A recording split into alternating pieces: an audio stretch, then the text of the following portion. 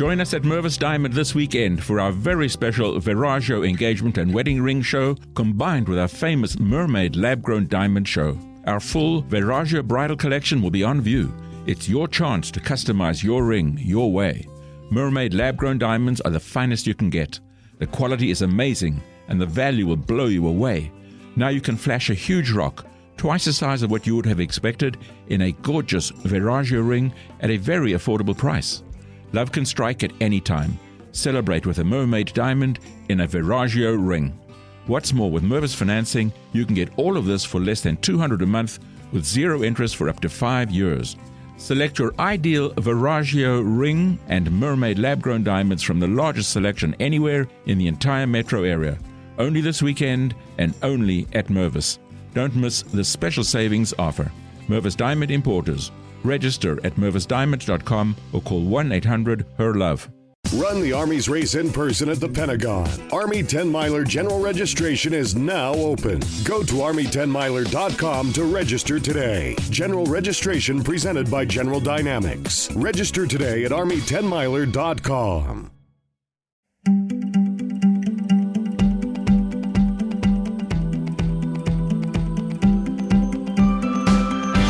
Hi everyone, I'm Amanda Rieger Green. Welcome to Soul Sessions. Are you curious about developing your intuition, living more aligned, feeling like you're in the flow, and finding practical tools and resources that create magic in your everyday life? You're in the right place. I've been curious about all of those things almost my entire life, but I didn't know how to develop them at a young age. It took a while before I gained a better understanding of myself. And it also took a lot of courage and vulnerability, stuff that I wasn't willing or even ready to cultivate at certain points in my life. And what happened is I had a really dark night of the soul, probably from age 28 to about 32. And that darkest time is what solidified my gifts. Coming out of it, finding tools and resources to work on my personal growth and development, healing past traumas, pain, and circumstances that really limited my belief in myself and also blocked me from what I love to call the sunlight of the spirit, from God, from the divine, from my faith. So intuitive development, just so you know, at least on my part, is just as much about connecting with Source, connecting with God, and whatever faith you hold or have, how little, how small, whatever religious ideologies you align with, this fits. This is about deepening your connection, better knowing yourself, and better feeling and living that part of you that's connected to the divine. And again, it takes practice, it takes courage, it takes building muscles, it takes dedication, repetition, sometimes a framework, but it also takes talking about it. Having people, having a community where you find things that resonate with you and you're able to share those experiences, you're able to practice, and you get curious, you have fun. It's also about fun because it's about self-exploration ultimately. And that's another piece to what this podcast is about. From a young age, I had the gift of claircognizance. We all have intuition. It is just underdeveloped a lot of times because of societal norms, and we frankly don't have a framework at a young age yet, which is happening a little bit, but we don't have that framework to cultivate and nourish intuition. As children are highly intuitive, but the light gets shut down because we live in a linear, practical world. And I had that gift from an early age. My claircognizance was difficult because I would get these downloads of information, intuitive insights that were like a knowing, and I would know things in conversations. I would know things before they happened. And I thought everybody could do that. I thought it was a natural ability, which it is a natural ability, but I didn't realize how highly developed my intuition was. And it was overwhelming emotionally. I'm a Libra, by the way, and we tend to wear our heart on our sleeves sometimes. So I was sensitive and I was afraid of criticism. And that was a big thing, is being criticized. So again, developing intuition takes courage and vulnerability. And I didn't have that until I did. And I came to a place in my life where I hit a pretty dark night of the soul. From about 28 to 32, it was the most challenging time of my life. Old traumas had come back up to haunt me that I had suppressed or pushed down. I was not living an aligned life. I did not feel connected to God, to Source. I wasn't living in faith. I was living in a lot of shut down fear, ego-based fear. And I came from a place of reaction. And it wasn't that I wasn't successful in work or in some relationships, but I wasn't ultimately happy. I didn't feel awake, alive, connected, and inspired. It really felt lackluster. And it was hard. It was like, it would be like just climbing uphill. And it was exhausting, quite frankly. Unfortunately, through a series of very divinely orchestrated events that were pretty traumatic, for me, a story of alcoholism and addiction and depression, anxiety, crippling mental challenges, emotional challenges, and then all of these energetic and psychic challenges, I came to a place of surrender. I love the acronym for God of the gift of desperation, G-O-D. And that's what I had at about age 32. I was exhausted. I was desperate. There was no light on in my eyes. It was like I was a shell of a human being going through the motions. And I finally came to a place where I said, I surrender. I can't do this. I need help. I want to live. I want to live better. And I'm not sure that I even believed that, but I was hungry for it. I knew that something had to or could be better. And I ended up in my recovery starting to heal, starting to work on myself. I had a better framework for living and tools to really focus on all of the deep-seated, deep-rooted things that I had suppressed or held down that had become this unconscious patterning that dictated my life versus me clearing that away to live in a more aligned, fluid, faith-based path, essentially. And as I came to and I began to wake up and start to see the small miracles and the divine orchestration of things through people, through experiences and signs and synchronicities, and my energy started to revitalize, there was this hope that developed, and the desperation started to heal and the hope started to increase. And hope is an important thing, to feel hopeful. Even on our challenging days, our darkest days, it's having hope, having faith that something is coming, something I'm learning from this. And that's what happened through that gift of desperation, through beginning to heal and wake up and become clear. One thing I know for sure, and I know this through some of my darkest experiences, which I will share later on in this podcast because I know it will come up and I know some of you will align with it and it will help. But in my darkest hour, I was a channel for darker energies, darker entities, and I was susceptible to an overwhelming darkness. So just as I am a vessel of light, I am also a vessel of darkness. I believe that we all have the dark and the light. And it takes the darkness to make the light brighter.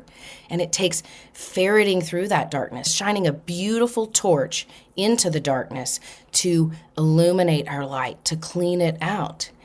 When I started to wake up, started to heal, my mind got clearer and light started to come back on in my eyes.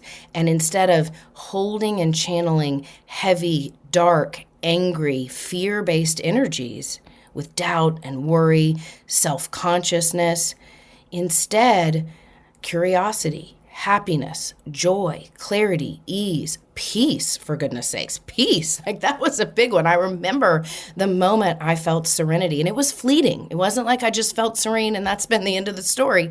But I remember I was sitting in a rocking chair and I was doing some journaling. I was doing some self-reflection. I looked up and there was this gorgeous sunset.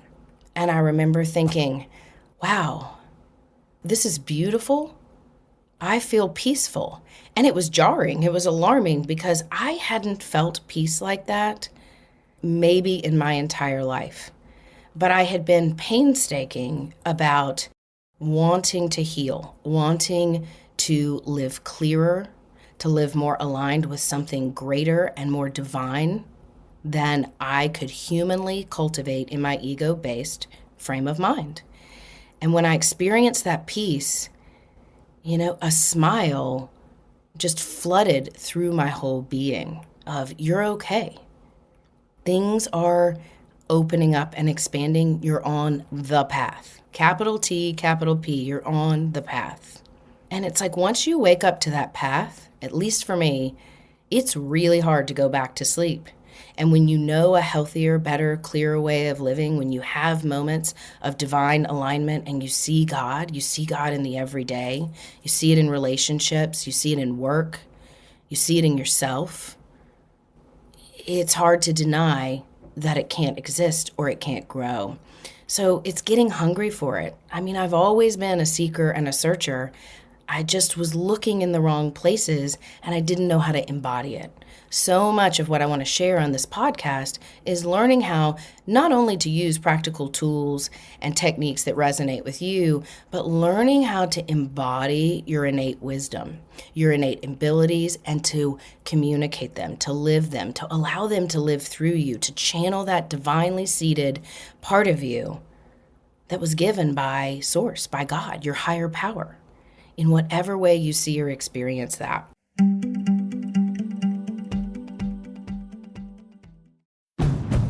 Get moving in the most adventurous Honda vehicles yet, like the Pilot and Passport Trail Sport, or Ridgeline. Honda, the 2022 Kelley Blue Book's KBB.com Best Value brand. For a limited time, well-qualified buyers can get a 3.9% APR on a 2023 Honda Pilot, a 0.9% APR on a 2023 Ridgeline, and a 2.9% APR on a 2023 Passport. Get a springtime deal on the Honda for you. See your local Honda dealer today. See dealer for financing details based on 2022 brand image awards from Kelley Blue Book. Visit KBB.com for more information. Does an orthopedic condition or sports injury have you sidelined? Make your comeback with GW Hospital Sports Medicine. We offer services from neck to toe, including care for shoulders, hips, knees, ankles, and hands. Plus, we're the official healthcare partner of GW Athletics, the DC Furies, and the DC Revolution. Get back to doing the things you love. Learn more at gwhospital.com/sportsmed or call 888-4GW-DOCS. Physicians are not employees or agents of this hospital. My professional background is in healthcare. I have a Master of Public Health where I focused in health law, bioethics, human rights, and health service delivery. I worked in the healthcare system. I loved what I did, but a lot of where I was useful was in helping cultivate people. My leadership gifts come from a place of learning to inspire other people, to astound them with their innate abilities. And all the while, I'm using my intuitive gifts, but not realizing it. I'm learning how to read people.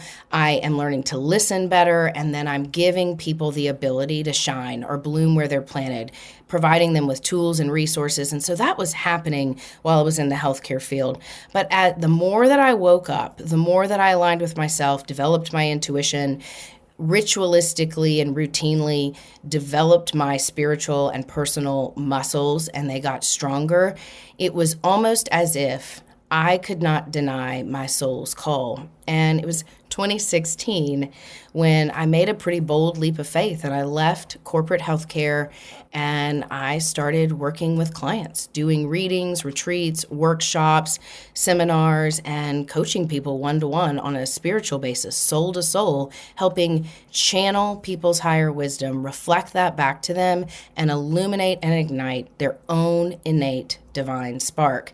And that's what I've been doing ever since. It didn't just happen organically. It was organic, but it didn't just happen overnight. I remember specifically, I had a doctor's appointment and it was in the middle of a work day and I was waiting for the physician and the tech was in the room and she was apologizing. The physician was still in a surgery. The physician was late. And the whole time I'm sitting in the room, I could feel the presence of this tech's mother, or who I thought at the time was her deceased mother on the other side. And this woman on the other side, this spirit, she is relentless. She will not leave me alone. She's wanting me to communicate with her daughter. And I'm having this whole discourse with her in my head, mind you, as I'm talking to the woman. This is the way my gift works. I'm outwardly talking to this woman. We're just making small talk. And then in the background, I'm in this disassociated state simultaneously simultaneously, her mother is saying, you need to tell her I'm here. I have all these messages for her. She needs to hear them. And I mean, it is just chitter chatter. And I'm saying to her, this is inappropriate. I don't know this woman. I'm in the doctor's office. What if she thinks I'm crazy? And the woman is arguing with me, and she's talking fast, and she's also talking in Spanish. You know, she's giving me signs and symbols, and she's Hispanic, and she's moving faster than I can even handle. And I just said to her, in my mind's eye, the way that I communicate, I said, fine. If you give me a sign that is so clear from this woman that I cannot deny your existence or communicating your messages to her, then I will have the bravery and the courage and the boldness and the vulnerability to say something. And she's like, fine. Well, it wasn't 30 seconds later.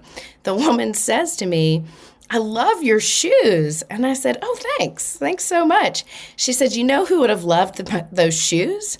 And I said, who? And she said, my mother. and I just rolled my eyes and was nervous and annoyed. And then also I had made a promise. I had made a promise to this guide, this spirit guide, her mother on the other side, that I would deliver the messages. And I said, well, funny you say that. I have the gift of mediumship. And ever since I walked into this office, your mother has been bombarding me to share messages with you. Are you open to hearing from her? And the room got silent. And I thought, oh no, here it comes. She's going to think I'm crazy. You know, I mean, 25 things rolling through my head of every scenario that could play out there. And tears started rolling down her face and her cheeks. She says, my mother died 30 days ago today, and I'm really angry. I haven't cried. And she said, I moved her here from out of town. We put her on hospice. She was very sick, and it was not an easy death. And immediately her mother started delivering very clear evidential messages. So evidential mediumship is where they give you messages that validate who the soul is and that help the person really know they're connected with the soul. And she started giving her messages, and she said that she did not die in pain. The hospice at the time did not really do a good job with her pain management, and she was in a lot of agony at the end, and the daughter felt a lot of guilt because she had made the decision to move her closer so she could be with her, and she thought it would be comfortable and smooth, and instead it ended up being a really difficult transition, not only for the mother, but for the daughter that I was speaking with and her sister. And the mother said, oh no, she says, I am fine. She said, I got out of my body, despite all that human suffering, the body trying to let go. She says, what you saw was my body letting go, not my spirit. My spirit was holding you and your sister. And I remember there was a song that she referenced. I can't remember the song, but I remember saying, and she's talking about this song. And the woman said, that's the song that's playing in my car. I've been playing it over and over and thinking of her, and I'm angry instead of being able to cry. And the woman is bawling, and the woman says to me, it's probably so inappropriate that I'm crying in here and you're the patient. And, I'm the one that is thinking this is inappropriate or unethical or I'm crossing a line. And she iterated the same thing.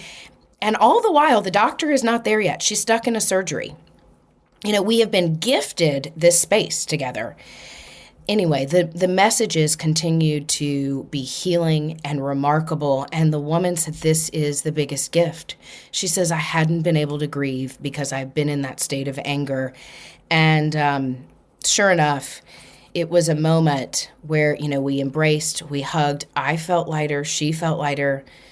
It was bigger than us. And the mother delivered such wonderful, loving, gracious messages that I could see healing happening, and it healed my soul. Mediumship, connecting with our souls, our higher selves, with the world around us that is unseen, is not always just about us. It's about other people. It's about connection. It's about knowing we're not alone. That there is this divine plan, even when it is traumatic or tragic or difficult. We're learning, we're growing, and we're building faith rather than losing faith. Well, ironically enough, the follow-up to that story is, When I left the doctor that day, we embraced. It was really precious. And I walked out of there and I felt light, and I thought, oh my goodness, like, this isn't about me. This is bigger than me. My gifts, the way that they're developing, they are about being of service. And that is ultimately what I ask of God every morning. God, may I be a vessel of service. Help me get out of the way and help me show up and be useful for the highest good, for the highest light, for your light, to create expansiveness, higher vibrational living. Interestingly, there was something that came up in my medical report after the doctor showed up where it required a follow-up visit 6 months later. And so it wasn't anything super alarming. They just wanted to do a follow-up in 6 months. So I showed back up 6 months later, and I remember on the way there, of course, I'm thinking about this woman, and guess who shows up? Her mother. Yeah, I'm driving in the car, and the mother is talking about Luby's. If you live in Texas, we have a cafeteria. It's cafeteria-style food called Luby's, and all this woman can show me is just all this food from Luby's, tons of food from Luby's, and then she's showing me these candles. And I'm thinking, okay, maybe I'll see this woman again, maybe not. Food from Luby's, candles. Got it. Okay, if she's there, I'll deliver the message. Who knows where we'll be now? She might think I'm crazy. Who knows where her experience will have led her. Anyway, I get back in to the office. Sure enough, the same woman is there, and she says, I have so much to tell you. And she just begins to share with me all the healing that she and her sister have had, the ways her mother has continued to show up and validate, create greater healing, help with her organic grieving process. And it's just beautiful. And I say, well, funny you say that. The whole way here, I don't know what this means to you, but your mother's been trying to get my attention, and all she can talk about is Luby's. Now, mind you, this is the way that my intuition tricks me when I get in my ego and in my fear. I went to a place of, okay, this Hispanic lady, I'm sure she cooks great, amazing food and has big family gatherings, because that's my own preconception. I'm thinking, why is this Hispanic lady talking to me about Luby's? Not that not everybody loves Luby's, but it was just, I couldn't figure it out, so I was kind of afraid to say Luby's, because I thought, well, this isn't going to make sense to her. Anyway, the moment I said Luby's, she's talking about Luby's, she said, the only restaurant my mother would want us to take her is Luby's. And she said, we have ordered our entire Thanksgiving dinner from Luby's in her honor. And I said, well, she is ready for it, and she's ready for the feast, and she's glad you're doing this. And I said, and then she keeps talking about candles. She said, ever since I met with you, we met and we spent that time together, my sister and I both have candles that we have lit and we have been burning in her honor. And I said, okay, that makes sense. So, this story, this juncture, this point in my intuitive development, when I had one foot in a professional role that I loved, that I was good at, that I was trained for and qualified for and excelling at, actually, and then this other foot in this spiritual world, this spiritual development of people, seeing how hungry this woman was for healing and clarification and growth, and feeling her joy, her lightness, her vibration lift in our encounters, our chance or divinely inspired encounters, it showed me this is your path. It would be a little bit before I took a leap of faith and I made the decision to jump all in, but not that much longer, because a series of events basically told me, if you don't jump in, if you don't utilize this gift to be of service, you are denying a call in your soul. So my question for you is, where is the call of your soul? Are you listening to the call? Are you hearing it? Are you pushing it down out of fear, out of insecurity, imposter syndrome? We all have that. I have that all the time, and I've been doing this for a long time, and I have a lot of evidence and a lot of experience, but I still get those insecurities. I'm human. I'm messy. That's why developing our spiritual gifts, our tools, building these muscles with practical resources, metaphysical resources, learning from other people, listening to other people, connecting with their guides, their souls, their higher consciousness, their higher selves, their loved ones on the other side, interpreting dreams, tapping into astrology, numerology, finding all the signs and synchronicities that start to click. That's the stuff that helps us grow, evolve, gain the wisdom, and gain the courage to speak from that place of wisdom. I'm so excited you're joining me, that you're along for the ride of your soul. I have a feeling that this podcast is going to develop in extremely divinely aligned ways. So I'm curious. I hope you get curious, and I hope you stay tuned. You jump in, you connect, you ask questions, you listen. But more than anything, I hope you get your spiritual light turned on, your muscles get stronger, and you live more authentically yourself each and every day. Stay tuned.